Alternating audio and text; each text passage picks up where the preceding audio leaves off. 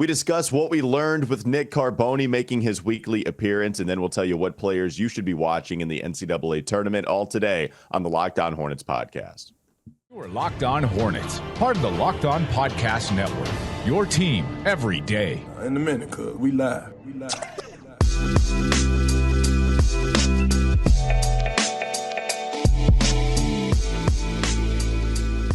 It's Locked On Hornets. It's part of the Locked On Podcast Network. It's your team every day. Thanks for making us your first listen. We're free and available anywhere you get your podcast. Today's episode is brought to you by Ultimate Basketball GM. Ever dreamed of becoming an NBA GM and managing your basketball franchise? Yes. If you have, then this game is definitely for you. So pay attention, Doug. You can download the game. Just visit ultimatebasketballgm.com or look it up on the App Store. Our listeners get a 100% free boost to their franchise when using promo code Locked On, all caps in the game. Thanks to Ultimate Basketball GM for sponsoring today's episode. Also, thanks to Nick for joining us on this episode. Find him on Twitter at Nick Carboni, WCNC. Are you disappointed that an ACC team was not featured in Greensboro for you to go cover, or are you happy to just a little happy to get a break, maybe just a little bit? Well, I'll tell you what, I was all about going to Greensboro for 2 straight weeks with the ACC tournament up there last week, but last week was a total mess. I mean, we got up there Friday for the semifinals. By then, NC State and Carolina are out. I did 1 live shot about basketball, and then the Panthers traded for the number 1 pick. I did 2 live shots about that while the Miami Hurricanes warmed up behind me. Didn't make any sense, and we drove straight back to Charlotte without seeing a ball bounce. So I'm kind of good with it. Wow. Yeah, no, that's a hilarious clip, though, with the Canes practicing behind you. You're in Greensboro for a basketball tournament. Talking about the Panthers. Yeah, that's back fantastic. to you. Yeah. Yes. I don't know what's going on. Back to you. Thanks, Stroh. Kind of how that went. So, no, I'm good. I'm good. I'll just watch. Okay, that's perfect. Yeah, so will we. We'll tell you about some of the players to watch as the tournament goes on. But as always, we will discuss what we learned this week. Doug, do you want to lead us off here with what you learned watching the Charlotte Hornets? No Mark Williams, no Kelly Oubre, at least for one game. What's something that you learned? Yeah, I think the Hornets are searching right now for what they have left to play for. I think the offense, we've learned that the offense right now is being dominated by Terry Rozier and Kelly Oubre, who have a mandate to go out there and take as many shots as possible to try to get a couple of wins. And I think we learned that the Baby Bees are struggling right now, that Kai Jones and Bryce McGowens are in a full learning process. And the tough thing with them is that part of the mistakes that they are making are leading to fouls that limit their playing time. Which is difficult because you want them to see more time on the floor so that they can make other kinds of mistakes and learn from those and get better. But right now they've got to cut out the fouling so that they can stay on the floor.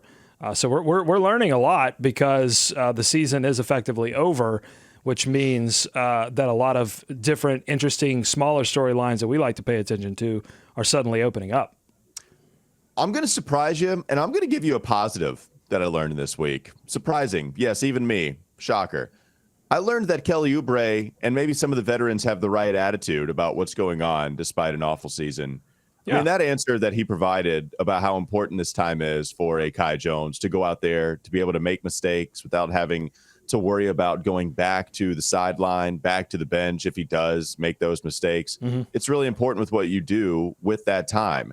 And while I've always been more of a fan of moving on from Kelly Oubre, especially with this contract, with the direction that the franchise is headed, it sounds like if you are looking for some real veteran leadership, and not to mention some of the attitude that Kelly brings on the floor, and I don't even mean attitude just as far as, you know, him pounding his chest when he makes a great play, which is great. I love that too. But mine more so is even at the end of these games, being excited for younger guys making plays. I mean, I think he pointed to Terry Rozier, and he's happy. I know Terry's not younger, but he's just embracing his teammates. You know, the Kelly Oubre thing, look, at some point you can't pay $15 million for a leadership guy that hurts the team if he's not hitting shots. And like, I get that. At the same time, you got to really like Kelly's attitude, and you have to really enjoy what he said about Kai Jones and some of the younger players. And so, yeah, that one's something I learned this week, just exactly what Kelly thought of the last few games when you're not making the postseason, but it's still valuable time. Go ahead. Yeah, he Nick. kind of sounded like a coach in that answer. There's definitely future coach if he wants to be, but I know Kelly's got a lot of other interests, and he's doing great things off the court too. I'm going to go positive too. Wow. What else do we have at this point, right? I think Nick Richards, obviously with Mark Williams out with the hand injury, Nick Richards has stepped in and done a nice job the last 3 games. That's been good to see. I think he's been more consistent, rebounding defensively. He's picking up, handfuls of blocks in some games. He had 4 assists in a game. He's been pretty efficient from the floor and the free throw line. So I think when you look at a guy that, is going to be part of the rotation moving forward, barring, any just tremendous lottery luck and a future, another future big coming in here next year, I think it's been nice to see Nick Richards perform pretty well over the last couple of games. Yeah, I mean, especially with some of the block numbers. I know Steve Clifford was angry at the rim protection while Mark Williams was out, but still, at least Nick is posting some of those block numbers. All right, Doug, I know you wanted to laugh at one of my comments about Kelly Oubre. You withheld interrupting me. Go ahead. What was your thought on Kelly Oubre? That's called growth, by the way. I withheld interrupting you. I could have interrupted you. I chose not to. I'm trying to grow and learn. Along with these Hornets, I'm trying to grow and learn. I was laughing at the idea of paying $15 million for a motivational speaker. Correct. That is a lot of money to pay for somebody to just come in and rah, rah, rah. Correct. A couple of other things that I learned. DSJ can still throw it down. I mean, my goodness. He had a couple of yammers over this past week that were super impressive. That might be one of the few reasons that I would encourage Hornets fans to pay attention to these last 11 games is to just wait for DSJ to throw down the boomstick. A couple of other things. JT Thor is shooting better that he's gone to the bench. I think we've learned that. And that, you can block a lot of shots. You can throw it down, but that doesn't mean that you're doing well around the rim. We learned that against Utah. I mean, they had 14 blocked shots in that game, and yet they were not protecting the rim very well. This Hornets team has to continue to talk to each other on the defensive end. They still have to learn, what are those sort of fundamental things that allow you to beat competitive teams. And I'm not sure that this group has really fully taken that in. And it may take another offseason with Steve Clifford. So you have to remember, too, Clifford got into this whole thing last offseason pretty late. So it's going to be interesting to see what he can turn around if he remains the coach, what he can turn around with a full off season with this team, and we'll see. All right, that's what we learned this week. I want to ask a couple questions to Nick on the other side, plus this coming up next on the Locked On Hornets podcast.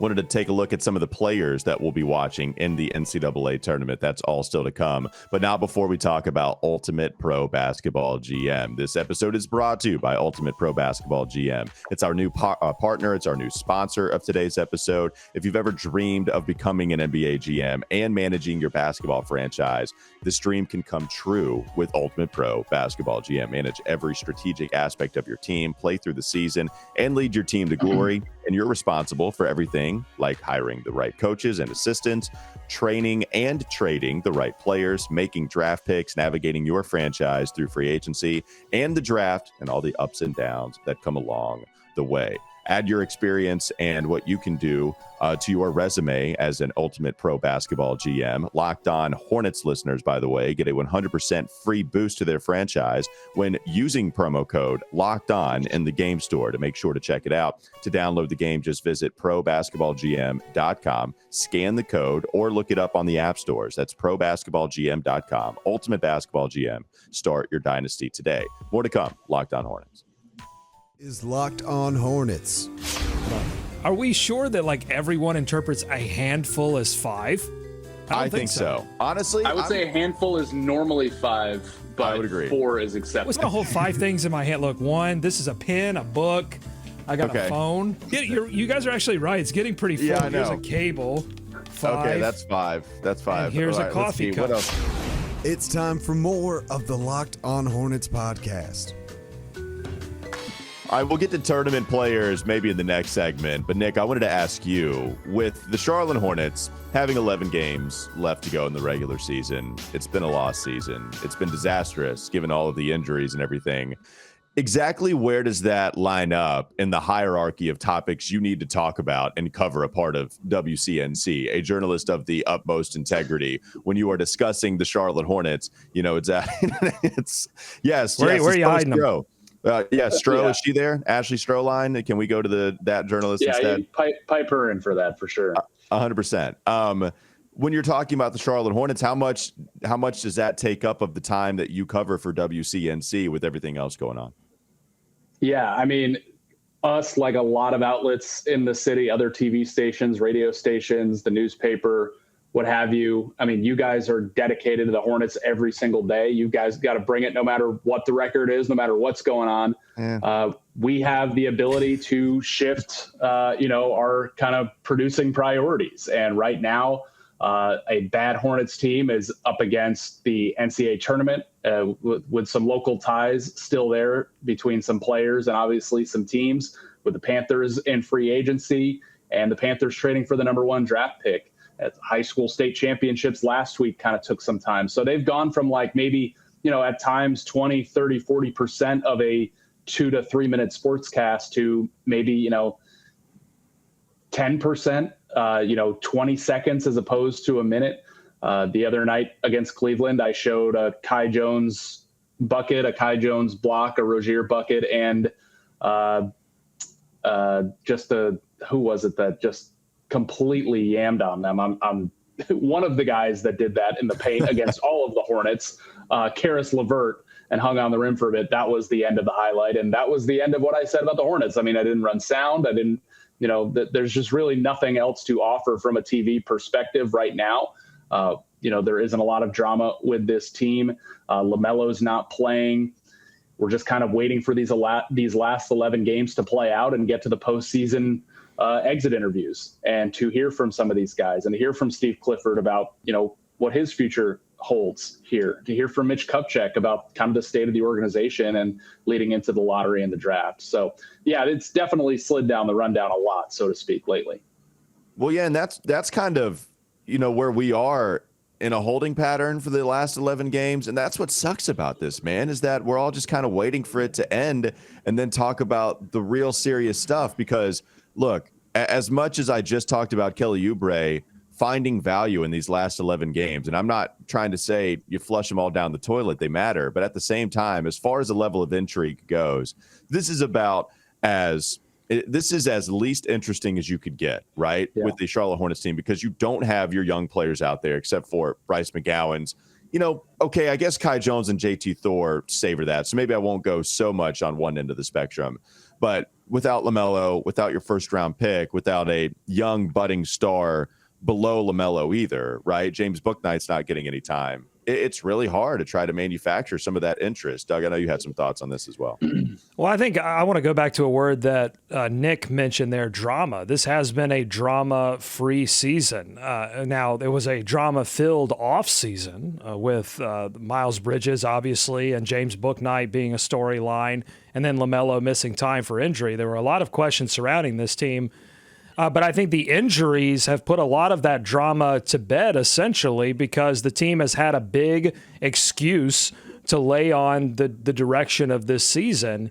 And you haven't seen players really emotional after a lot of these losses, because I think all of them, and the coach too, in certain respects, are resigned to the fact that, hey, we just don't have enough players, enough talented players to go out there and compete like you would normally expect us to compete. And so I think it'll be really interesting. What are the expectations next season?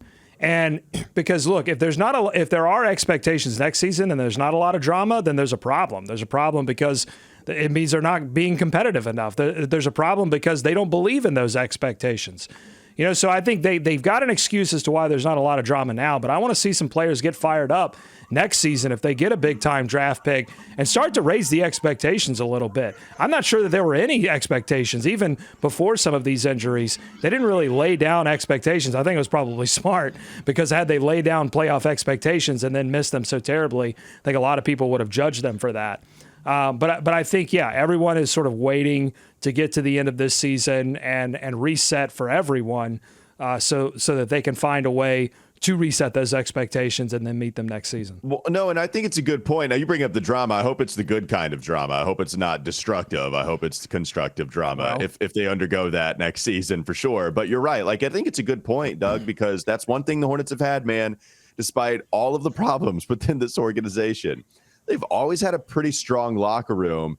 And maybe strong is also the same meaning as, tight knit, because none of these guys are breaking away from one another with the problems that they might be experiencing on the court, whether it be a different nucleus with Al Jefferson, with Bismack Biyombo at times, with Kemba Walker. Marvin Williams is, the best dude in the world, let alone just a good guy to have in the locker room.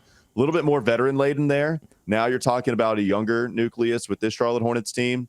But still, it's not like these guys are fighting these guys. And it's not like, and maybe they will next year about the right things, but they're not breaking away from one another. It's not anything like that. And so that's a great thing to see.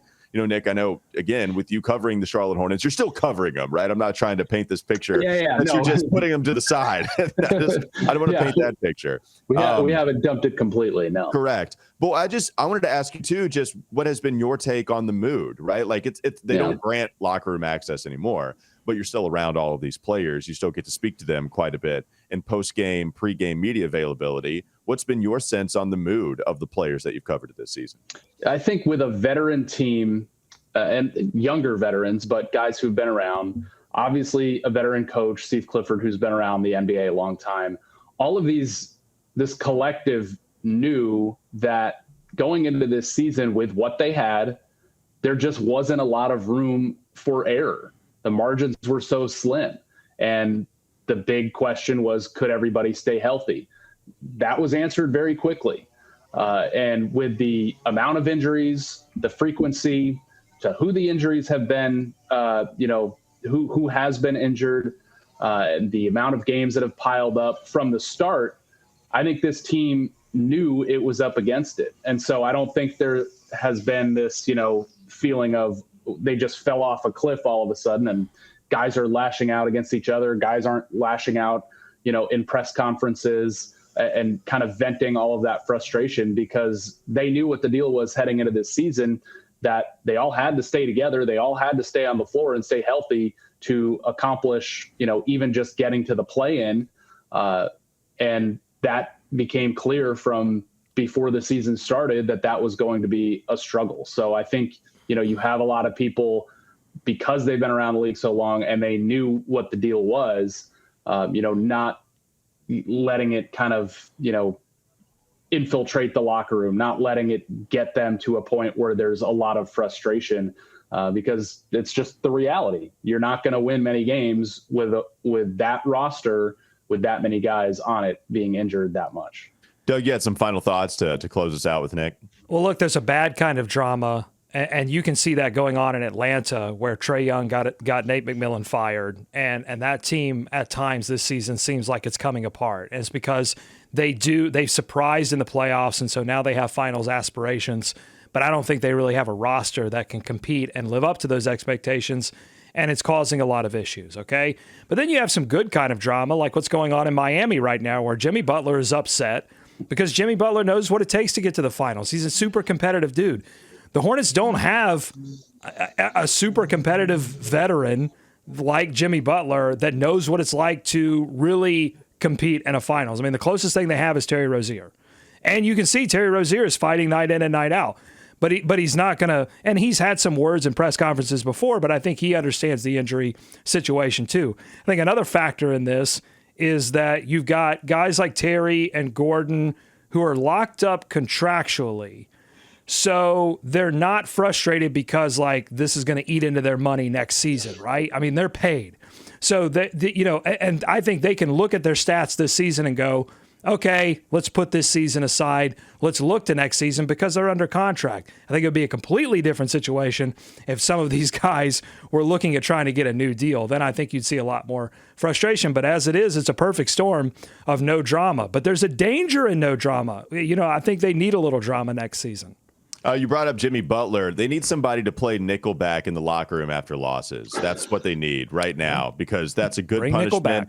And maybe that would bring you to at least a 500 level. If you say, hey, I'm telling you, Melo, look, man, you're going to have to look at this photograph. Hey, Melo, look at this photograph. You're going to have to listen to Photograph if you lose or if you turn the ball over every single time. I think, Rockstar, is that a Nickelback song too? We all want to be a rock star. That's the two I know. I don't know. Yeah. This is the Nickelback portion of the 2022-23 Charlotte Hornets season, these last 11 games. And with that, we thank you for listening to all of it as we cover that Nickelback portion daily on the Locked On Podcast Network. Nick does too, maybe not as much anymore, but it's still Nick Carboni at WCNC. Follow him on Twitter at Nick Carboni WCNC, covering everything Charlotte sports. Nick, we appreciate the time as always, man. Thanks again. Appreciate you guys. Talk to you next week. We'll go with one more segment here coming up next on the Locked On Hornets podcast. Don't go to sleep on the Hornets just yet. I want to talk about Ja Morant's suspension and then maybe discuss a few other tournament players to watch. I know we already did that, but it starts today, the round of 64. So maybe we give our thoughts there and then do a rapid fire with Bally's bankruptcy. They just filed for bankruptcy officially, even though we all knew it was coming. Still maybe something that we can discuss. This episode is brought to you by Built Bar, and the March Madness bracket for Built Bar is here. We know you have a favorite bar or a favorite Built Puff, and now's your time to make it count. Go to BuiltMarchMadness.com to vote for your favorites. And when you vote for your favorite bar or puff, you will be entered into a drawing where 50 lucky Locked On listeners will get a free box of Built Bars. Not only that, but Locked On fans will win a 12-month subscription to Built to have Built's best bars or puffs delivered monthly straight to your door. You got to try Built. Built is the best protein bar ever. Seriously, they're amazing. They're covered in 100% chocolate. They're low in calories. They're high in fiber. They're high in protein. They're low in sugar. Low in all the right stuff. High in all the right stuff. Run to BuiltMarchMadness.com right now to vote for your favorite bar or favorite puff and pick up a box while you're there. You can vote every day in March, so hop in and support your pick. This episode is also brought to you by FanDuel. It is really down the end stretch here for the NBA season. You still have time to download FanDuel. New customers still get a no-sweat first bet up to $1,000. That's bonus bets back if your first bet does not win. And you can just download the FanDuel Sportsbook app. It's safe, it's secure, it's super easy to use. Then you can bet on everything from the money line to point scores and even threes drained. Plus, FanDuel even lets you combine your bets for a chance at a bigger payout with the same game parlay. Don't miss the chance to get your no-sweat first bet up to $1,000 in bonus bets when you go to FanDuel.com/lockedon. That's FanDuel.com/lockedon to learn more. Make every moment more with FanDuel, an official sports betting partner of the NBA. One more segment to go after this. All right, Doug, I wanted to talk about this Ja Morant suspension because we have somebody that is probably going to get a suspension that quote-unquote plays for the Charlotte Hornets. I guess he doesn't. That's still kind of weird to figure out exactly what his status is with Charlotte. But still, we know Miles Bridges will at least serve some sort of suspension with the NBA once he is officially reinstated. And Ja Morant was suspended for having a gun at a strip club, going social media live with it. He did say it was not his gun, but holding it and then putting that video out there for the world to see, certainly concerning. There was a video that I also thought was concerning about him just downing Casamigos on a plane like it was water. I mean, just downing it, going social media, Instagram live, whatever. And I sound 80 years old, by the way. Like, is it Insta Live? I don't even have a gram. This is like the oldest I've ever felt talking about on that social media. But yes, he talked it. He talked it, yes, but he was just downing tequila. And the NBA suspended Ja Morant for 8 games without pay for conduct detrimental to the league. Now, he entered I don't know if it was rehab, but it was a counseling program. He entered counseling for not a very long amount of time. And he did have a discussion with Adam Silver. He also had a discussion with Jalen Rose, an interview that ESPN also put out there for the world to see. And he talked about how the meeting with Adam Silver was good, that he felt supported, that he also was contrite. He talked about all of the things that he needs to fix going forward. But what is the interesting thing here to you, Doug, with the 8-game suspension, which, by the way, actually counts for some of the games that he's already missed. So on top of this, right, the report that came in yesterday, I think it was only 2 or more 3 games that he was going to be suspended for. And so I think that's kind of an interesting part of this. Yeah, one wonders if, and not that they intend it to be this way, But if the NBA is telegraphing a little bit of how they're going to eventually handle this Miles Bridges situation when they conclude that investigation. Now, this investigation took significantly less time than the investigation that the NBA is currently undergoing with Miles Bridges. But I think for lack of a better term, the time served that is being afforded to Ja Morant, I think, again, you wonder if that's going to be a similar situation to Miles Bridges, who is essentially, unless something happens over the next 11 games, is going to miss an entire season of NBA basketball after pleading no contest to felony domestic violence charges. Situations are kind of different, though, right? Because Ja Morant, now Miles Bridges was not convicted of a felony, convicted of any crime. But he also wasn't found not guilty. He pled no contest, which is sort of this in-betweeny legal gray area that not he currently a formal sits admission of guilt is what it is described.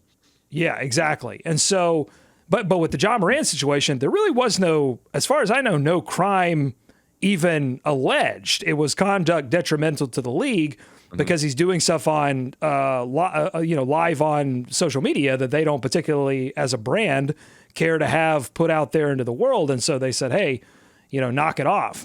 But this is a completely different situation with Miles Bridges. But I wonder if they will categorize it the same way, which is conduct detrimental to the league. But, they can't handle it the same way that they handled the Jeff Taylor situation when he was a member of the Bobcats. They gave him 24 games, no time served. They said, you got to miss 24 games. But Jeff Taylor pled guilty. That was the big difference. Well, yeah, the Jeff Taylor stuff, that's where it gets tricky because you don't want to try to rank or legislate what is a worse form of domestic violence. You don't want to rank them at the same time. Those photos were pretty freaking horrific that Michelle Johnson put out there. Right. And so with 24 games, even pleading guilty, plus that is, not quite the same day and age, right? You're also talking about, Silver was not the commissioner then, right? Or was he barely the commissioner then? It would have been pretty close. sure he was. Pretty sure he was the commissioner then. What was he? 20? Okay, so no. Well, he might have just stepped in, pretty soon. But anyway, so yeah, that'll be, I that comparison. I know we've gone with it because it makes sense and it's a coincidence. Well, because there aren't many of these types of punishments that are handed out, and I think that sort of speaks volumes to how the league handles they don't handle these situations. They hope that these situations go away or happen, and then they don't come up until it's way too late to punish. But now they've got to do something, and I don't know that they could. Maybe they can, but it would seem strange for me for them to come out and say, okay, we're handing a suspension. He's suspended for an entire season, but he's already missed an entire season, so he can rejoin a team immediately. This whole story has not garnered a lot of national attention. Part of the reason, I think, has been a skillful wording by both team and league as to there's an investigation, hold on, we're figuring all of this out. And then once we figure it out, I think once there is a punishment that's laid down, people will start to talk about this a little bit more. And I think the NBA has to be very careful about how they lay this out. Otherwise, they will attract a certain amount of negative attention to how the NBA deals with domestic violence. Well, and I think a reason that it's not being talked about is because it's just so easy to avoid if you are not hosting a Daily Hornets podcast. It's so easy to avoid it. It's not a story that has any new information. Even at the beginning, when there is an alleged incident, the blueprint, the playbook there is to say, we need to gather more information, right? So when you have this, you don't want to just immediately criticize Miles Bridges, even though some people will. But a lot of people will say, look, we're going to let the legal process play out. I don't want to condemn anybody for what is an alleged incident. We need to get more information, then we'll talk about it then. And then a lot of people don't ever discuss it. And so as far as an NBA media goes, whether it's national, whether it's different podcasts, whatever, that's the reason they're not talking about it. It's so easy to avoid, and there's just no information. And so when you talk about potential NBA free agents, hey, well, maybe Miles Bridges, but that's a tough situation to talk about. And then boom, they move on. Like that's the only context that Miles will be brought up, whether it's national, whether it's local, whether it's anything that covers the NBA. Now, the investigation for Ja Morant, there was going to be a little bit of a problem if he brought that gun on the plane, but they found that that was not the case and that he did not travel with a gun via air and then go to a different city, right? So that was a big thing that the NBA found too, where that would have been pretty dicey. And I don't think you would have had an 8-game suspension. It would have been more had that occurred, but it didn't. And Ja Morant said in that Jalen Rose interview that he was holding it and that he was at the strip club. And he's not, look, even the photos of him shirtless, with a stripper, I don't even throw that much against him because I just know the NBA lifestyle. Like if there were cameras in the strip club, be a little puritanical, I think. 100%. Yeah. So that is not the problem. It is the bringing of the gun. It is the drinking like it's water on plane and showing that for the world to see in real time, because even in real time, people get to screenshot that and they'll have it forever, and we know how the internet works. So yeah, the interesting thing to me here, Doug, and we talked about it a little bit, is just how much of the time that Miles Bridges that he's already missed, how much of that is going to count for a suspension that the NBA will hand down, because they will get destroyed, rightfully so, if they don't hand down anything. I'm just interested in how much time that he's already missed will count for said suspension. Well, will they get destroyed if they hand down a big suspension, but say that most of that has been served because he missed an entire season? That'll be interesting. Yeah. Now, Adam Silver was the commissioner that handed down Jeff Taylor's suspension and made a statement at the time, said, quote, "It is appropriate in light of Mr. Taylor's conduct with the need to deter similar conduct going forward and the evolving social consensus with which we fully concur that professional sports leagues like the NBA must respond to such incidents in a more rigorous way." The Hornets, in contrast, I think, issued a statement saying, quote, "We understand and support the NBA's position in this matter." So if you think that the Hornets' recent run of short statements that really say nothing is a recent thing, no, this is how the organization has operated for a long time, and we'll see if that changes with however they handle the Miles Bridges thing, but I wouldn't hold out much hope on that. Now, one other thing, too, just the Ja Morant conversation is interesting as it pertains to Miles. We are in a unique situation covering the Hornets regarding what happened with Ja Morant. Adrian Wojnarowski is also saying that he's going to be ramping up to play basketball after those 3 games, that he has not been playing basketball. So here's the direct tweet. Morant hadn't been playing basketball while at a counseling center in Florida, so his ramp up is expected to extend past Monday's game versus Dallas when he's first eligible to return. Miles, it's going to be a lot longer than just a couple weeks we're talking about for Miles to not have played competitive basketball. Now, we've seen him in the background of multiple social media videos, whether they're on Snapchat, whether they're on Instagram, whether they're on wherever. He's been in the background of multiple videos, but we can understand, or at least guess, that it is not going to be the same as an NBA session, whether it's practice or certainly in a real-time NBA basketball game. So even if he is going to come back as soon as he's eligible to return, what does he look like as a basketball player? Lots of questions there.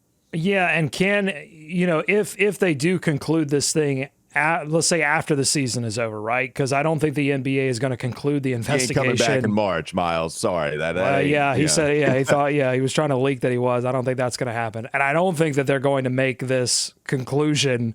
They can take their time. I think they'll do it after the finals. Like, I don't think they're going to make this a distraction through any of their big money events, right? So it's going to happen after that. And then the question is, can he what did the Hornets then do as a reaction to that in signing him? Because they haven't even signed him yet. And then when can so we'll know he's suspended for games, right? But when can he rejoin the team? Is he even going to be able to participate in off-season activities? I think then you start to question, okay, even if they do re-sign him and he comes back, it's not like you can just reinsert him his first game available, or maybe you can. So many questions at this point, really tough to say. Yeah. All right. Let's talk about Bally's maybe next episode, because I do want to discuss that as well. That was in our lives for a few years. I don't know how many people enjoyed it, so we can discuss that maybe in the next episode. Players, I know Keontae George, Darius Walker, anybody else that you wanted to watch for the first round of games here today, Doug? Anybody else besides your boy Keontae? Feel like he's getting the biggest rose from you so far as just a personal favorite. Well, biggest rose in the non-obvious category. Right, that's right. I mean, Victor's getting a rose, Scoot's getting a rose. They got a rose immediately. There was no question there. So, they're I walking think into Keontae, the room with a bed full of rose petals is what they're walking into. And I haven't given Keontae a rose yet. I'm waiting to see if he can step up and play well in these big games. And every game is big in the tournament. It's survive and advance, baby. And so, if especially, I'll tell you what, I got Baylor going pretty far in my brackets. So if Baylor lets me down, if Keontae, throws up a turd burger in the first round, then boy, Gross. He's not getting a rose from me. All right.